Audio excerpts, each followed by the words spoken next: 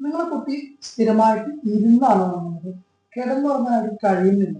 കിടന്ന് അവർക്ക് ഉറക്കം വരാത്തൊരവസ്ഥയുണ്ട്. ഇതിന്റെ പ്രധാനപ്പെട്ട 3 കാരണങ്ങളെ കുറിച്ച് നമ്മൾ പറയുകയാണ്. ഒന്നാമതായിട്ട് പറയാനുള്ളത് റെസ്പിറേറ്ററി ഇഷ്യൂ. അതായത് ചില കുട്ടികൾ സ്ലീപ്പ് ആപ്നിയ ഉണ്ടാവും. അതായത് നമ്മുടെ ടോൺസിലൈറ്റിസ്, അഡിനോയിഡ് പോലെയുള്ള ഗ്രന്ഥികൾക്ക് ഉണ്ടാകുന്ന വീക്കം ഉണ്ടാകുന്നവർക്ക് ശരിക്കും ശ്വാസം എടുക്കാൻ കഴിയാത്തൊരവസ്ഥ ഉണ്ടാകും. രണ്ടാമതായിട്ട് ഈ കുട്ടികൾക്ക് ചില കുട്ടികൾക്ക് ആസ്മ ആയിട്ടുണ്ട്. അപ്പൊ ആസ്മ ഉള്ള കുട്ടികൾ കിടന്നു കഴിഞ്ഞാൽ അവർക്ക് ആസ്മ ശ്വാസം മുട്ട് കൂടുന്നു.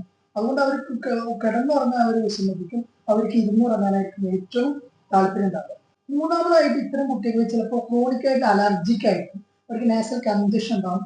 വായിലൂടെ ആയിരിക്കും അവർ ശ്വാസം എടുക്കുന്നുണ്ടാവും. അപ്പൊ അവർ കിടന്നു കഴിഞ്ഞാൽ കൂർക്കം വലി പോലുള്ള ബുദ്ധിമുട്ടുകളെല്ലാം നമുക്ക് എന്തായാലും ഫീൽ ചെയ്യും, അല്ലെങ്കിൽ രക്ഷിതാക്കൾക്ക് അത് മനസ്സിലാക്കാൻ കഴിയും. അത്തരം കുട്ടികളും പലപ്പോഴും ഇരുന്നുറങ്ങാനാണ് താല്പര്യപ്പെടുക.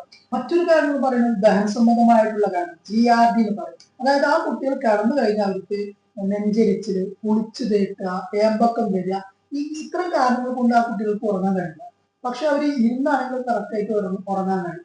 മൂന്നാമതൊരു കാറ്റഗറി എന്ന് പറയുന്നത് ഇത്തരം കുട്ടികൾക്ക് സൈക്കോളജിക്കൽ ആയിട്ടുള്ള ഒരു സാന്ത്വനമാണ്, അല്ലെങ്കിൽ സൈക്കോളജിക്കൽ ആയിട്ടുള്ള അപ്രോച്ചാ വേണ്ടത്. കാരണം അവർക്ക് സൈക്കോളജിക്കൽ ആയിട്ടുള്ള ബുദ്ധിമുട്ടുകൾ അവർക്ക് അതിന് കാരണമാണ്. അതായത് അവർ ചിലപ്പോൾ പാനിക് അറ്റാക്ക് ആയിരിക്കും, ആങ്സൈറ്റി ഡിസോർഡർ ആയിരിക്കും, അല്ലെങ്കിൽ എന്തെങ്കിലും ട്രോമ ഉണ്ടായിട്ടും റീസെന്റ് ആയിട്ട് ലൈഫിൽ എന്തെങ്കിലും ചേഞ്ചസ് നടന്നിട്ടുണ്ടാവും. സ്കൂളിൽ ചിലപ്പോൾ എക്സാമുമായി ബന്ധപ്പെട്ടോ അല്ലെങ്കിൽ മറ്റു കാര്യങ്ങളുമായി ബന്ധപ്പെട്ട ആങ്സൈറ്റി ഉണ്ടാവും.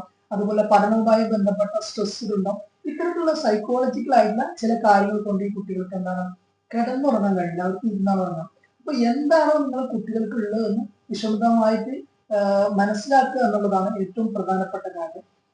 ഇത്തരത്തിലുള്ള ബുദ്ധിമുട്ടുകൾക്കുള്ള ഹോമിയോപ്പതി ട്രീറ്റ്മെന്റിന് വേണ്ടിയിട്ട് താഴെ കാണുന്ന നമ്പറിൽ കോൺടാക്ട് ചെയ്യാവുന്നതാണ്. Thank you.